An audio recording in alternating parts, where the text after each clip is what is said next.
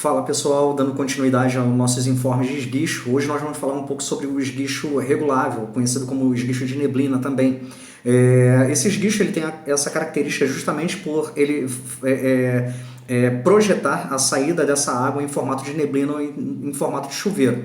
O que acaba diferenciando a neblina do chuveiro é justamente o fato de que a neblina, o formato de neblina, ele já tem uma forma definida, uma condição definida, e são microgotas, enquanto o padrão do chuveiro ele não é um padrão definido e acaba apresentando gotículas maiores. A ideia dessa forma neblinada é justamente oferecer a quantidade e tamanho perfeito para um processo de vaporização.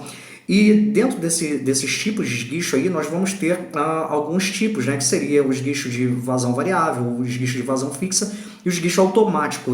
Todos eles vão ter a mesma intenção, que vai ser aquela de fornecer água suficiente para gerar o processo de vaporização, certo?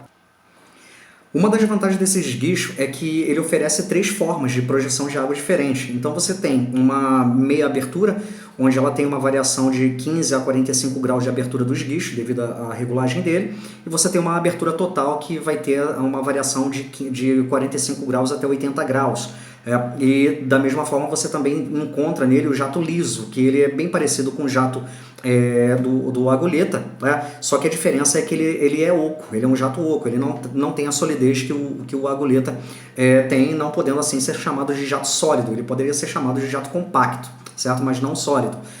Da mesma forma, esse jato eles vão oferecer essa quantidade de água justamente para poder favorecer o processo de vaporização, que vai ter uma dependência exclusiva da bomba, certo? Para poder gerar o processo de velocidade dele. Lembrando também que esse esguicho ele não tem uma característica de controle de vazão. Isso daí é uma das particularidades que acaba fazendo parte dele. Alguns fatores que podem influenciar nessa questão do jato neblinado é simplesmente a questão da velocidade da água, o ângulo de abertura, o atrito das gotículas com o ar, o vento, certo? E a própria gravidade. Isso aí acaba fazendo com que eu tenha a ação dele de forma perfeita ou da forma que pode gerar algum prejuízo. Tá? Então eu tenho essas dependências. Da mesma forma, a empregabilidade do jato, seja ele em formato meio aberto ou ele em totalidade aberta, vai depender muito do ambiente onde eu estou querendo cobrir, certo?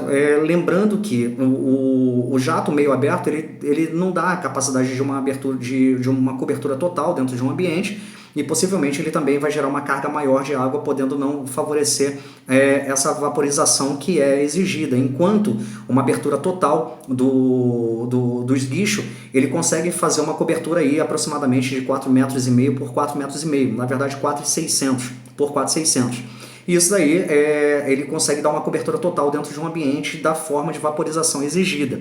Caso esse ambiente ele seja maior do que isso, possivelmente eu vou precisar de uma linha de apoio para poder dar a cobertura total desse ambiente.